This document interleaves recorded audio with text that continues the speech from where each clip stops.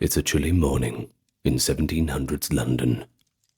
The place is Bethlem Royal Hospital, better known by its nickname, Bedlam. You line up with the rest of them, ready to pay a small fee at the gate, joining fashionable ladies and gentlemen out for a lurid morning's entertainment. Beyond the gate, iron bars line the halls where men and women rave or weep. One moment you hear a blood-curdling scream, broken by hysterical laughter, and the air is thick with the miasma of unwashed patients. A half-naked man with wild eyes rattles his chains as you pass. From a shadowy cell, a woman sings a fragmented song. This disturbing spectacle was completely real. For centuries, Bedlam was one of London's strangest tourist attractions. In fact, the word Bedlam has entered our language to mean the very embodiment of chaos and madness, and it was precisely this hospital that was the reason for this. Bethlem Royal Hospital, founded all the way back in the 13th century, is Europe's oldest institution for the care for the mentally ill. Over nearly 800 years, its story is both fascinating and horrifying. And so today, I'll take you on a journey through the story of Bedlam, from its medieval origins to its modern incarnation. We'll be right there in the wards to witness how patients lived and how they were treated. Of course, we'll meet the keepers and doctors who sometimes tried to help, but often did more harm than good. But also the public's attitudes, all the way from fear to morbid curiosity, and finally, the cause for reform, all coming together to shape what happened within these walls. It's a historical tale of Bedlam's inner life, not sparing any of the gritty details, and you'll get plenty of little lesser-known anecdotes that bring the past to life. But before we begin, I must welcome you into the channel. Perhaps you've watched my other video on early insane asylums and you've come here out of curiosity for a more detailed view on Bethlem. Well, thank you for returning if that is the case, but if you are new, consider clicking that subscribe button. Conveniently right next to the like button, by the way. And thank you for those supporting on the Patreon and who checked out the merch store. You help keep the channel ad-free. Now, with all that out of the way, let's get nice and relaxed and go all the way back to the beginning. How far back must we go? Well, the story begins in 1247, when a small priory was founded in London. A local sheriff, Simon de Montfort, popularly known as Simon Fitzmary, donated land on the outskirts of the city for a new kind of religious community. This priory was dedicated to St. Mary of Bethlehem, a name that in time shortened to Bethlem. In its earliest years, it was not an asylum for the insane at all, more like a modest almshouse or hospital run by a group of dedicated monks, intended to give shelter to the poor, the sick, or perhaps even weary pilgrims. The mission was spiritual as much as it was medical. The brethren offered prayer and charity, relying on donations and indulgences. This, of course, is before the time of Martin Luther, people still purchasing those promises of forgiveness.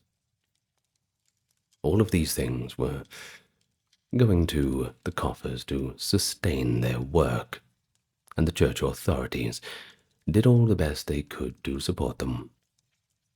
And so for decades, Bethlem struggled just to survive. Medieval records hint at the hospital's poverty. The monks had royal licenses to beg for alms on London streets, gathering food and money to feed their charges. In 1346, amid the chaos of the 100 Years' War, King Edward III took control of Bethlem. England was at war with France, and Bethlem's mother church was a French order. Well, we can't have that, can't we? The Crown seized the hospital to prevent funds from flowing into enemy hands, and from that point on, Bethlem began to become more secular, with its master, the head of the hospital, often appointed by the Crown itself. By the late 14th century, the memory of Bethlem's founding purpose had grown a little hazy, and it was no longer clearly a religious refuge. And it is around this time that we find the first clear evidence of Bethlem caring for the mentally ill. A Royal Commission's report from 1403 noted that among the hospital inmates were 6 men described in Latin as mente capti. Now, that in Latin effectively means taken by madness. In other words, by 1403, Bedlam had at least 6 lunatics in residence, likely making them the majority of the patients by then. The same report lists the grim accoutrements of medieval psychiatric care. They are, as you can imagine, chains, manacles, and stocks stored on the premises. This tells us that even in the Middle Ages, Bethlem was confining the insane with iron restraints. Little is recorded about specific remedies used in medieval Bedlam, but prevailing medical theory was based on the 4 humors. More often, though, care meant simply custody, locking the disturbed in cells, praying for their souls, and just keeping them away from polite society. Daily life for those early inmates would have been, well, wretched, to say the least. The hospital was still small and austere, likely just a few dozen beds at most. Patients deemed mad would have been kept in chains or locked in tiny rooms for much of the time, out of sight, out of mind. As for the meals, meager.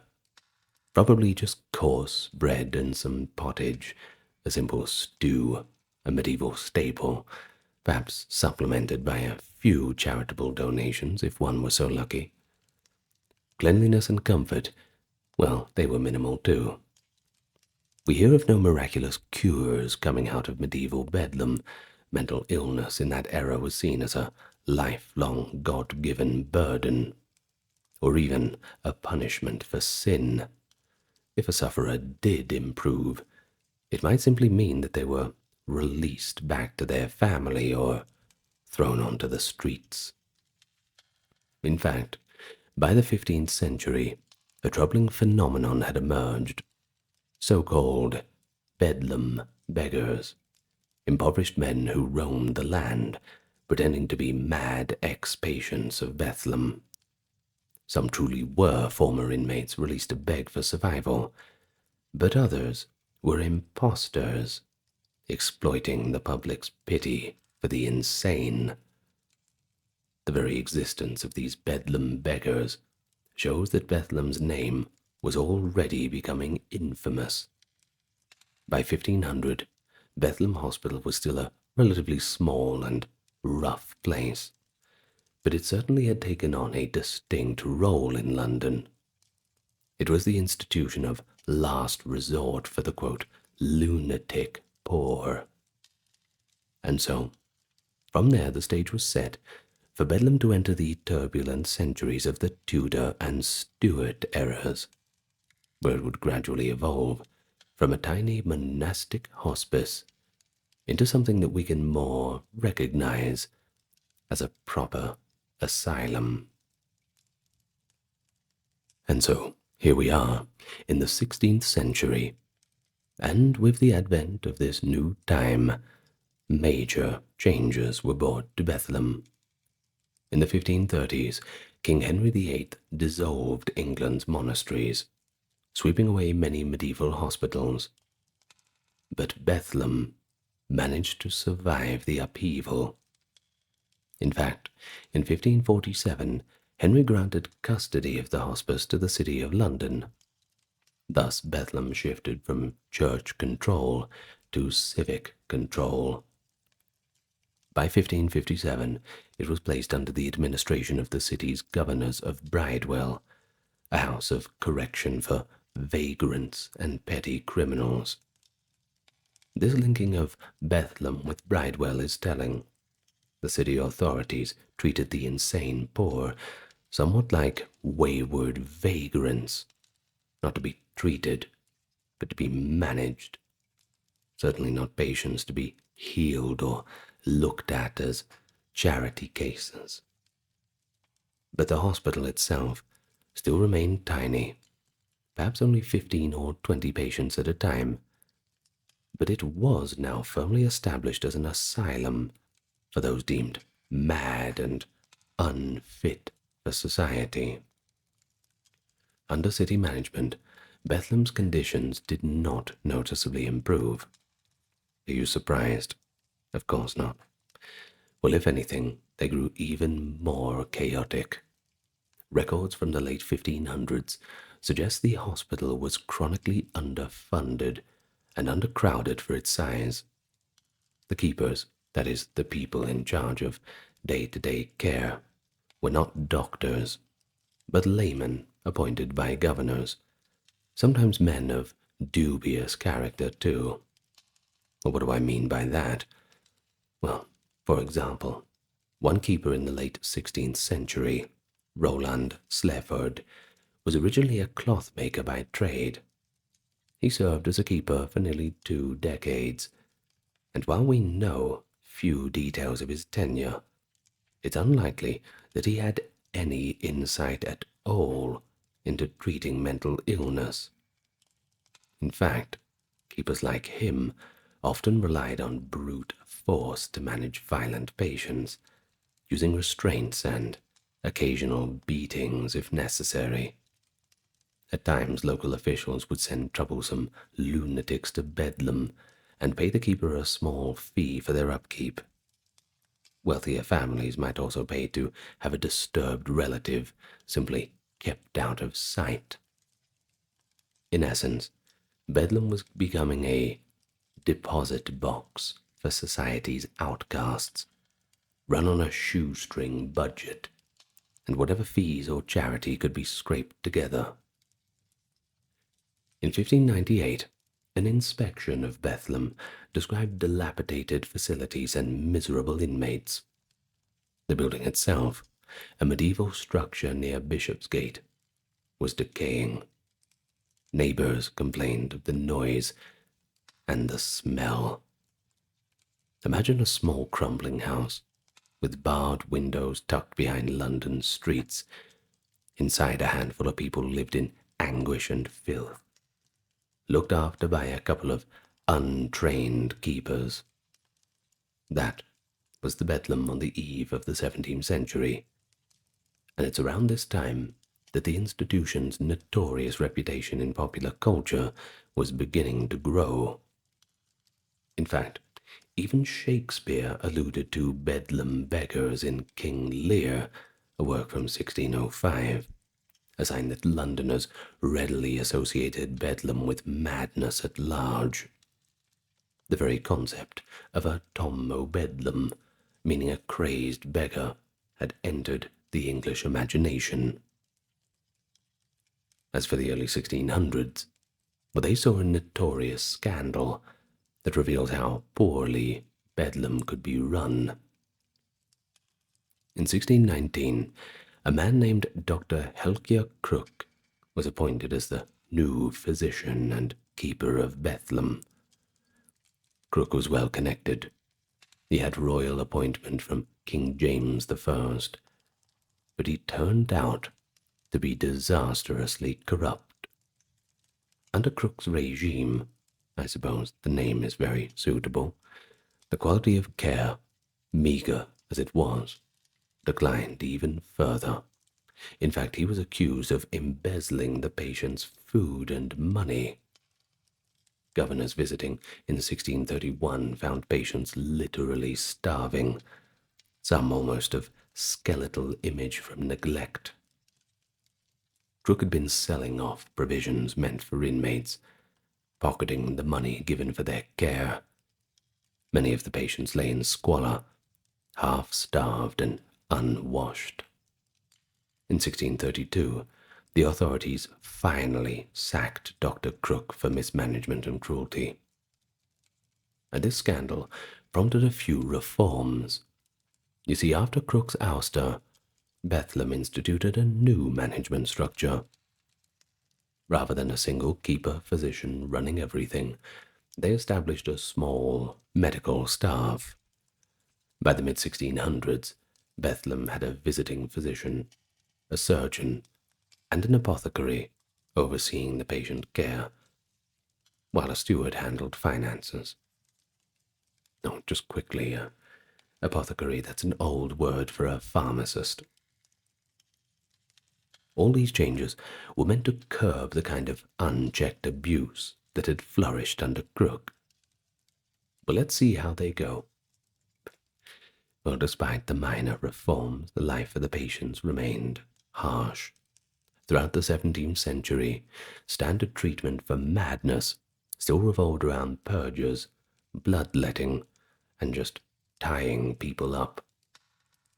A violent patient might be chained to the wall in a cell or locked in iron collars and leg shackles to prevent injury, not just to themselves but to others.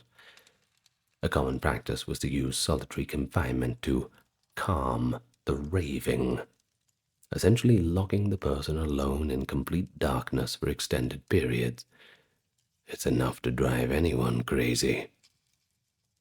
And then there was the cold water cure, which sounds just as bad as it is.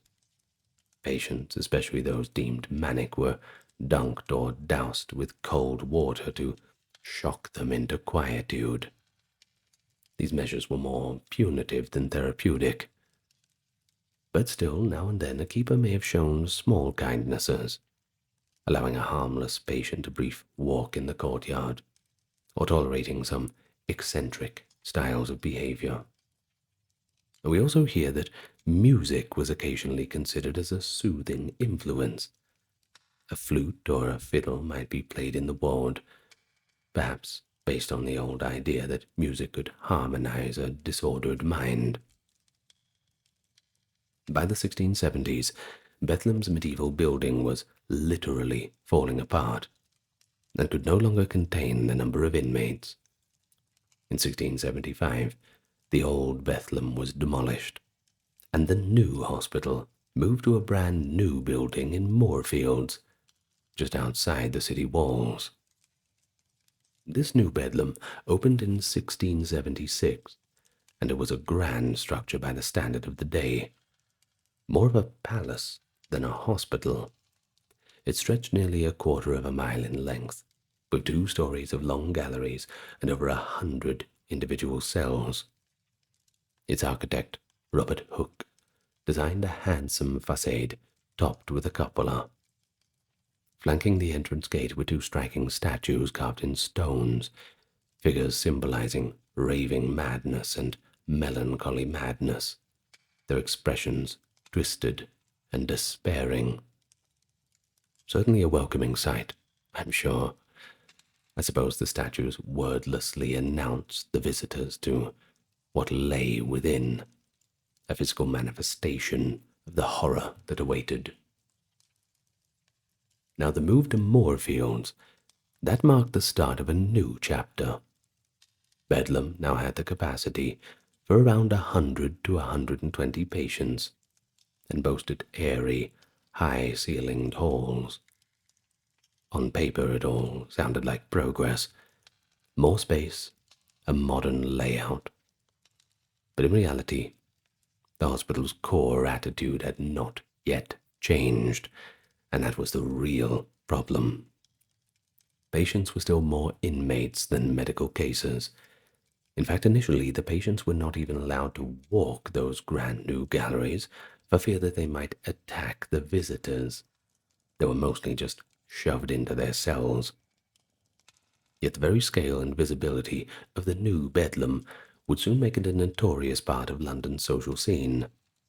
And so as we turn to the 18th century, Bedlam would achieve a dark fame, becoming a place where the public literally came to be entertained by a spectacle of madness. By the early 18th century, Bethlem Hospital, now in its fancy new Moorfields location, had simply become a fixture of London life. It was astonishingly open to the public, like a museum or some kind of freak show. 6 days a week, anyone could enter Bedlam to observe the lunatics, usually in exchange for a small donation or a penny at the door. Crowds of visitors from all walks of life flocked there, especially on weekends and holidays, and it became a fashionable diversion to go to Bedlam and laugh at the bizarre behavior of the inmates. The hospital's management permitted these visits both as a form of public relations and as a source of income, although those pennies certainly added up over time. Thus the inmates of Bedlam spent their days not only in suffering, but well and truly on display. The scenes witnessed in 18th century Bedlam were chaotic and often appalling. Men and women considered insane were often chained to the walls or kept behind iron-barred cell doors, but many could be seen and heard by anyone walking the galleries. Some visitors treated the madhouse like you would treat a zoo.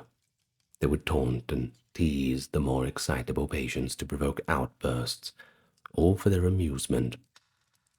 Wardens, or guards, sometimes egged the inmates on, hoping that the visitors might reward them with tips for a good show. In one account from 1699, the satirical writer Ned Ward describes how a trip to Bedlam was not only entertainment, but also a scene of debauchery. He observed that among the throngs of gawkers were abundance of intriguing couples, even prostitutes meeting clients in the galleries. In his colourful prose, Ward noted that there were mistresses of all ranks and sizes available, and, quote, a sizable jack for every Jill. Bedlam, in other words, was a carnival where London's low life and high society mixed under the roof of an asylum. Ward's account even shows that some patients turned the tables on their tormentors with wit. He recounts how one female patient, known as Bess of Bedlam, heckled a foppish gentleman passing by.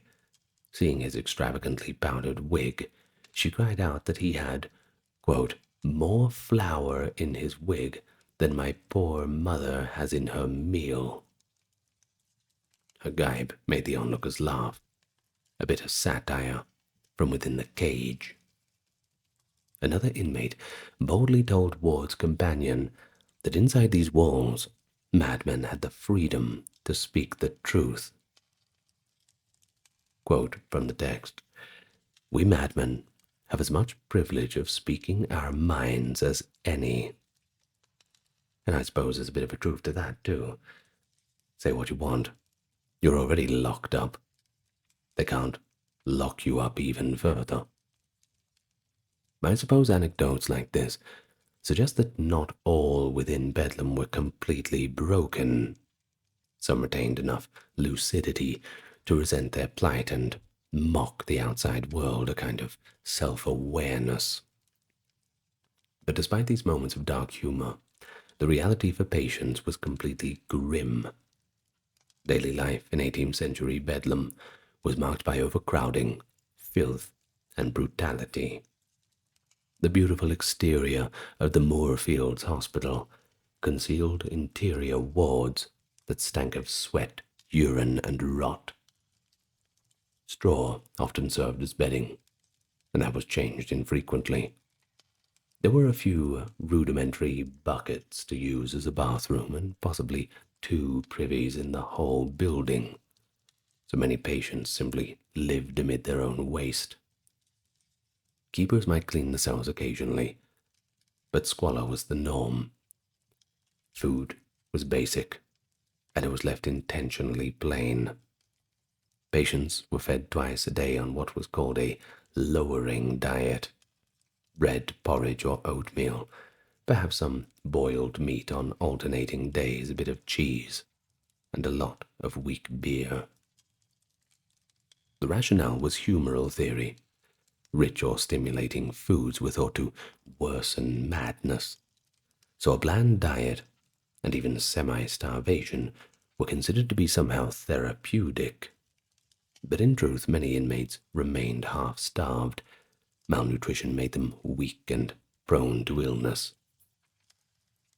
Treatment remained largely medieval in this era. Physicians still visited rarely and relied on drastic measures. If a patient was deemed aggressive, they might be bled with lancets or leeches to drain their excess blood, or made to vomit and purge with powerful laxatives, all in an effort to rebalance the humors. Certainly doesn't do much to alleviate the squalor, as you could imagine. Other times, doctors would prescribe dunking patients in those cold water baths, and so one can imagine a terrified person being suddenly plunged into an icy tub. All of this was thought to jolt the mind back to reason, kind of like bashing the top of your television, I suppose, to get it to work properly, if I'm not exposing my age by using that metaphor. Well, perhaps it was at least to subdue the spirit. Whatever the reasoning was, well, it was the best reasoning they had at the time. Of course, physical constraint was still commonplace. Chains, straight waistcoats, which were early straitjackets, iron manacles all locked up. Some patients spent years never moving freely, their arms and legs bound to limit violent outbursts. Solitary confinement in dark cells was another frequent method to control those who shouted or thrashed about. There was little in the way of compassionate therapy. No one sat with patients to talk through their troubles. Instead, the mad were mostly left to their own tormented thoughts, punctuated by crude interventions when they grew too troublesome. It is no surprise that very few patients actually recovered in this environment. Bethlem was more a warehouse for the mad than a curative hospital. In fact, many patients died inside the walls. Infections and disease thrived in the dirty, packed wards. Tuberculosis, typhus, and other illnesses carried off a great number of inmates. And those who did improve often did so in spite of their surroundings, not because of. If a calm period came, or their episode passed, they might actually be discharged. Some went home to families. Others, having nowhere to go, ended up on the streets as those Bedlam beggars haunting London. And by the mid-century, murmurs of concern began to surface. A few enlightened individuals questioned whether gawking crowds and chaining people to walls was the best way to treat mental illness. Novel ideas at the time. In 1751, a new rival institution called St. Luke's Hospital for Lunatics opened in London. But St. Luke's aimed to actually cure patients with more humane methods, and significantly, it did not admit the general public to just come in and wander around. The existence of St. Luke's was an antithesis, and it pointed out how draconian Bedlam had become. But nonetheless, Bedlam's management, particularly the Monroe family of physicians who had run the place for generations, just resisted any change. For much of the 1700s, Bethlem was ruled by this dynasty of doctors. From James Monroe, appointed in 1728, to his son John Monroe and then grandson Thomas Monroe. This Monroe dynasty were learned men by the standards of the time, but they saw madness through a traditional lens. They continued the old regiment of purging and restraint, and were not especially open to new ideas. Under their watch, Bedlam maintained the status quo. As the 18th century drew to a close, the notoriety of Bedlam only grew. It appeared in art and literature as the ultimate symbol of madness and cruelty. The great artist William Hogarth painted a famous scene of Bedlam in the 1730s, a final plate of his series, A Rake's Progress. In this, the mad protagonist is shown in a Bethlem cell, half naked and distraught, while fashionable spectators peer in and fellow inmates around him personify various delusions. Hogarth's painting captured a mix of tragedy and farce that Bedlam had become. By 1800, visiting hours had finally been curtailed. The hospital ended general admission around 1770, after mounting criticism. But the cat was already out of the bag. The damage to its reputation was well and truly done. Bedlam was synonymous with human misery, treated as a public sport. Yet, change was on the horizon. The Enlightenment was dawning in medicine, and more humane approaches to insanity were being tried elsewhere. In the countryside of northern England, the Quakers at the York Retreat, founded in 1796, were pioneering gentle, moral treatment. No chains, kindness, and meaningful occupation for patients. And guess what? They were actually having remarkable success.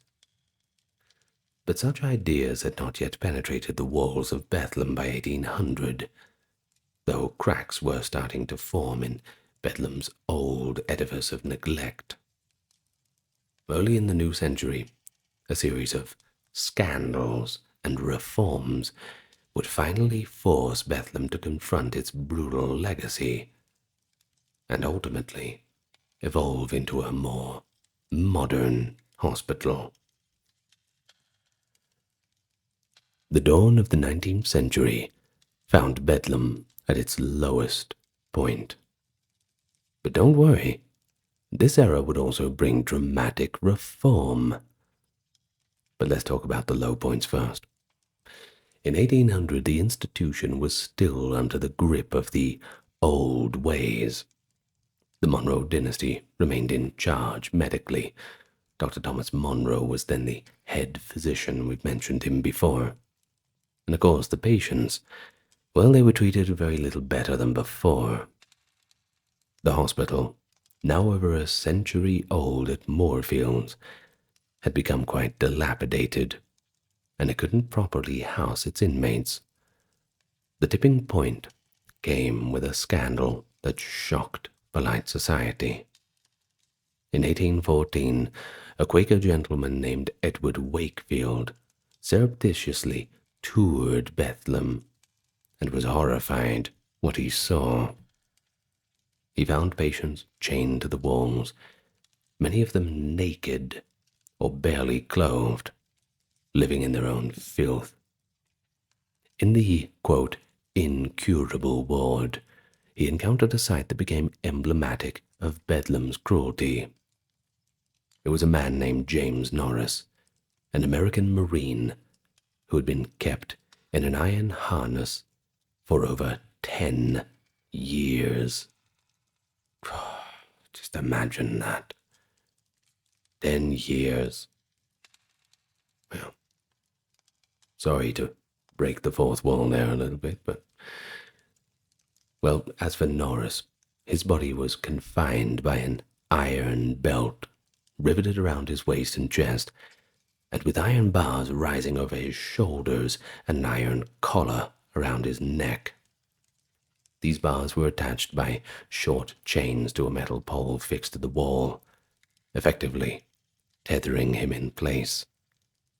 He could scarcely move more than a few inches in any direction, and he had endured this night and day for about 12 years.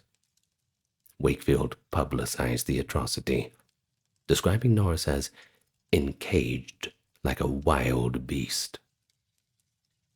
Well, what do you think the public thought of that?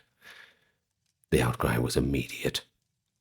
Parliament took notice, and in 1815 a select committee of the House of Commons convened an investigation into the conditions in Britain's asylums, and Bedlam was right in the crosshairs.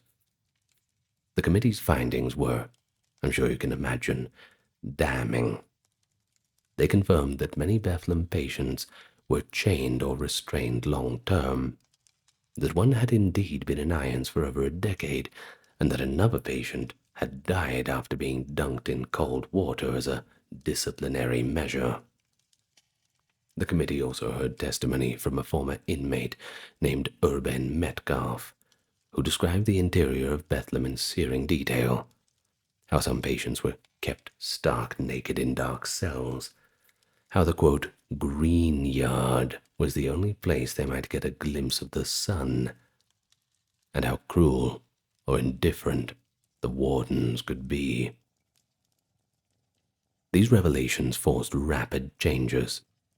The old physician, Dr. Thomas Munro, resigned in disgrace in 1816, being criticized for wanting in humanity. I'm sure it was pretty hard for him to find a job after that. You'd hope it was the end of his career, I'm sure it was. Another long-time staff member, the apothecary John Haslam, who ironically had written about madness but failed to reform care, was also dismissed.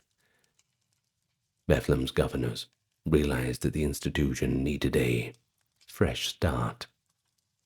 Conveniently, a new hospital building had just been constructed, and in 1815, Bethlem moved to the different location of St. George's Fields in Southwark, south of the River Thames. The timing was symbolic. A new building and a new era. In 1815 to 16, approximately 120 patients were transferred from the crumbling Moorfields Asylum to this new facility. When St. George's Fields Hospital was designed to be more spacious and humane, with separate wards and courtyards, and without public spectacle of earlier days.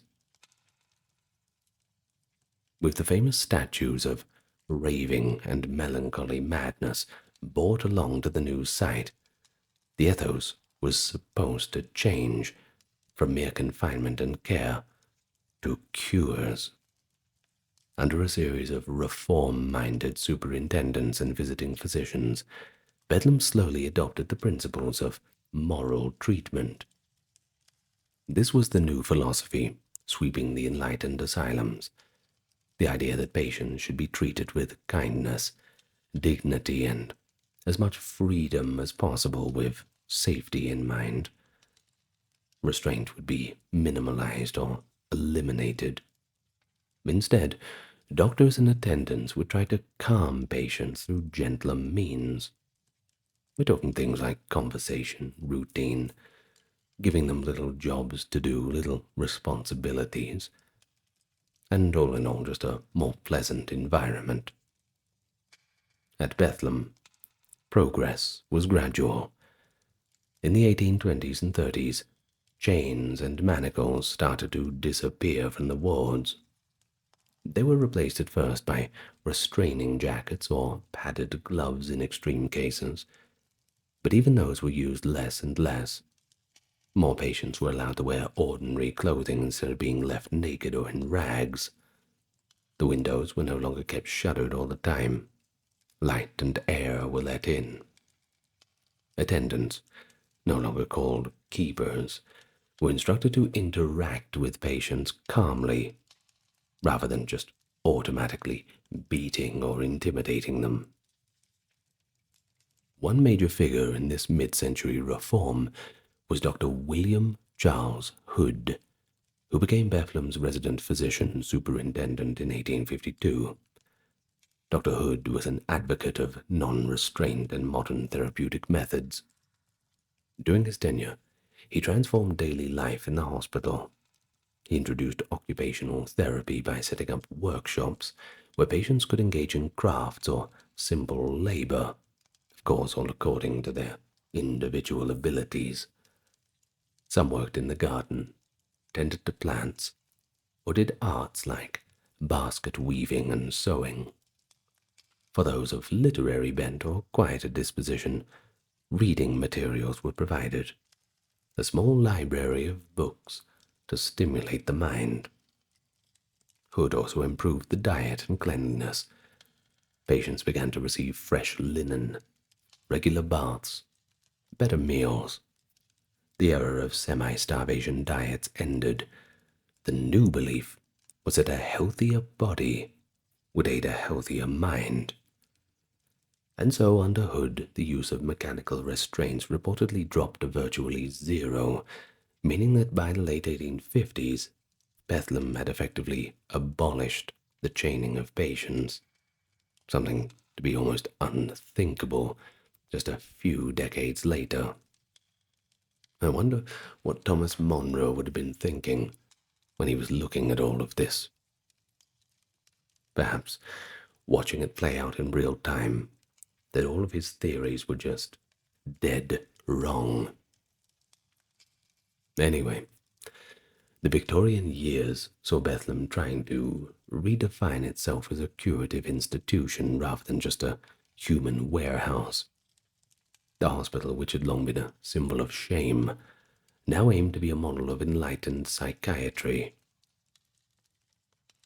Visiting by the idle public had long since been stopped, aside from, of course, official tours for professionals.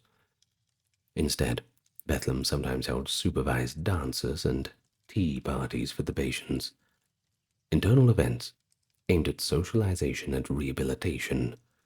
In fact, there are accounts from the 1850s of patients and staff dancing together in the wards for a curious dance around a curious tree, as one contemporary writer phrased it, bringing a note of levity to an otherwise sad place.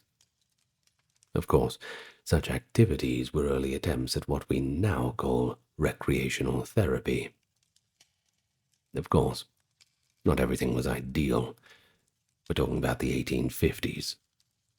Even with reforms, many patients in Bethlem still suffered greatly and just did not recover. Mental illness, especially serious conditions like psychosis, remained elusive to treat with limited means of the 19th century. Bethlem could offer a safer and cleaner environment, but cures, that was a bridge too far. Patients who did not improve after a certain period, often after 1 year, were typically deemed chronic and moved out to other institutions or long-term asylums. By the late 1800s, Bethlem had essentially become a hospital for acute cases, trying to treat the recent or curable ones, while the incurable long-term patients were just sent to newly established county asylums or to a state facility like Broadmoor for criminally insane cases. But still, some remarkable human stories emerged from Victorian Bedlam. One famous patient was the artist Richard Dadd, admitted in 1843 after he tragically became insane and killed his own father. At Bethlem, Dadd was not chained or mistreated. Instead, they just let him paint. In confinement, he produced stunning works of art, such as his masterpiece, The Fairy Fellow's Master Stroke, showing that creative talent could survive mental illness when it was given a chance. And this case illustrates the more enlightened attitude. He was treated as a human being with an illness, not just some monster to be locked up. And so by the end of the 19th century, Bethlem Royal Hospital had changed almost beyond recognition from the Bedlam of old. It was no longer open for public amusement. Patients were no longer chained to the wall, left to wallow naked in filth. The institution had become part of the medical establishment, with trained psychiatrists, as the field was now emerging as psychiatry, overseeing the treatment. Scientific advances were beginning to influence care. Doctors conducted post-mortem examinations of the brain to search for causes of madness, and diagnoses were more specific. Terms like schizophrenia and bipolar disorder were yet to come, but categories like melancholia and mania and dementia were delineated more clearly. The public attitude, too, had shifted. Increasingly, Victorians saw the insane as inflicted unfortunates deserving compassion and treatment rather than objects of ridicule. In 1888, the new chief physician, Dr. Thomas Hislop, took charge and continued to modernize Bethlem into the 20th century. By now, the hospital's tarnished nickname, Bedlam, was something officials wanted to distance from.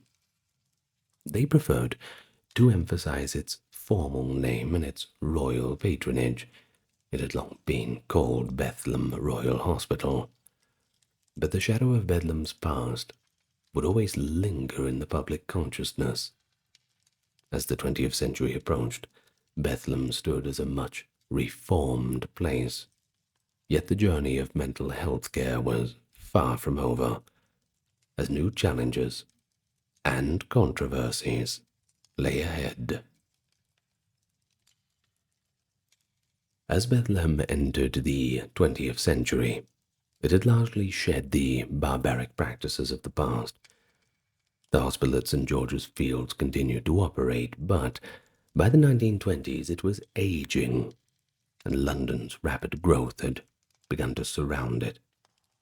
In 1930, Bethlem moved again, this time out to the suburbs, a tranquil little estate called Monk's Orchard in Kent, in the borough of Croydon. The relocation provided modern buildings and leafy grounds, certainly a far cry from the cramped urban asylums of the earlier times.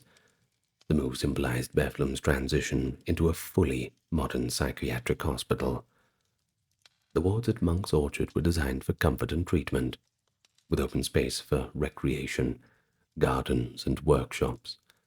No longer would curiosity seekers be admitted, only visitors or family or professionals. The word Bedlam still clung to the hospital in popular imagination, but internally the institution was striving to be seen as a place of healing. The 20th century brought new treatments and philosophies to the halls of Bethlem. In the early decades, doctors experimented with novel and sometimes drastic therapies for severe mental illness. By the 1930s, a wave of physical treatments emerged: insulin coma therapy, in which patients with schizophrenia were injected with high doses of insulin to induce daily comas, and convulsive therapy using chemicals like metrazole to trigger seizures in hopes of shocking patients out of catatonia or depression. In the 1940s, electroconvulsive therapy, that is ECT, was introduced, a procedure that sends an electric current through the brain to provoke a controlled seizure. Bethlem, like other psychiatric hospitals of the era, adopted all these treatments with optimism, and some patients did show improvement. Psychosurgery also made an appearance. A few unfortunate patients in the late 40s and 50s underwent lobotomies, brain surgeries intended to reduce agitation, often just turning people into zombies. Looking back, it all seems pretty brutal, but at the time, they were just cutting-edge efforts by doctors who were desperate to find any cure they could for illnesses that had long been untreatable. After the Second World War, mental health care changed dramatically with the advent of medications. In 1948, Bethlem was absorbed into Britain's new National Health Service, guaranteeing public funding and oversight. And by the 50s, the first antipsychotic drug, chlorpromazine, if that's how I pronounce it, chlorpromazine perhaps, revolutionized treatment of schizophrenia, and soon antidepressants and tranquilizers would follow. Patients who might have been locked away for life could now be calmed with a daily pill. Bethlem's wards in the mid-20th century saw the impact. Fewer people were subject to coercive treatments when chemicals could achieve similar results. The patient population also shifted. Many long-term inmates of the asylum were discharged to smaller regional facilities or returned to community care once stabilized on medications. The era of the gigantic Victorian asylum was simply coming to an end, and Bethlem, too, evolved into a more specialized hospital. It focused on acute cases, research, and training new psychiatrists, often in partnership with Maudsley Hospital, another psychiatric institute in London. Life inside Bethlem in the later 20th century was certainly far from the Bedlam of the 1700s. I don't think it needs to be said. Patients lived in open wards, or even private rooms. You wouldn't dare call them a cell. They attended therapy sessions, both individual and group, talking through their troubles with trained professionals. Occupational therapy was a given. One might see patients painting, woodworking, or tending a small garden as part of their recovery program. Nurses and doctors encouraged social interaction, organizing games, or even movie nights. Restraints were used only in very rare emergencies. The norm was to sedate an out-of-control patient with medication rather than shackling them. The hospital even introduced art therapy, carrying on a tradition of creative expression that had quietly existed since the days of Richard Dadd and Louis Wayne. In fact, Bethlem amassed an impressive collection of patient art over the years, which in the 21st century became the core of its own museum, the Bethlem Museum of the Mind, celebrating that link between mental health and creativity. Although the setting and the methods became therapeutic, Bethlem was not entirely free of controversy even in the modern times. In 1997, as the hospital planned to mark its 750th anniversary, a group of psychiatric survivors and activists launched a Reclaim Bedlam campaign. You see, to them, there was very little to celebrate in Bethlem's long history of abuse and incarceration. And so they staged a protest outside the old Bedlam site, which is now the Imperial War Museum, to draw attention to past and present injustices in the mental health system. The noted historian Roy Porter, reflecting on Bethlem's legacy, remarked that the very name Bedlam had come to stand for man's inhumanity to man. But hospital officials, on the other hand, pointed out how far Bedlam had progressed, and that it now aimed to involve patients in their own care decisions. This tension between remembering a painful history and recognizing progress was pretty evident during those anniversary events. In the 21st century, Bethlem Royal Hospital operates a modern psychiatric facility, part of the South London and Maudsley NHS Trust. It offers specialist services, from treatment of severe depression and anxiety disorders to care for adolescents and individuals with personality disorders. The Victorian stereotypes of raging madmen have given way to a more nuanced understanding of mental illness. Patients at Bethlem today participate in devising their treatment plans, and their rights are protected by law. The hospital emphasizes recovery and rehabilitation, often preparing individuals to reintegrate into the community after their inpatient stay. The grounds at Monk's Orchard are peaceful.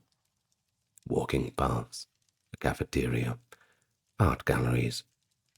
You might not distinguish it from any other medical campus at first glance. Yet the shadow of Bedlam lingers as a reminder and a warning. It reminds staff and the public alike of how badly the mentally ill were treated when ignorance and fear prevailed.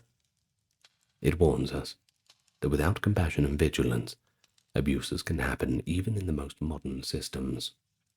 In fact, a tragic incident in 2010 proved that point. A young man named Olaseni Lewis died after being subjected to prolonged physical restraint by police while he was a patient in Bethlem. An outcry from that case led to Senni's law in 2018, a law in the UK that strictly limits the use of force in mental health units. And thus, even today, the story of Bedlam continues to evolve, advocating for ever more humane treatment. But who knows? Perhaps the next tragedy is just around the corner. So how do we sum it all up? Well, I suppose after almost 800 years, can you believe that? 800 years this place has been going. Bethlem Royal Hospital stands as an institution transformed. What was once a medieval religious charity became an early modern madhouse notorious for chaos, but it's now a center of psychiatric care and research. The journey inside Bedlam has been long and difficult, marked by suffering but also by gradual enlightenment.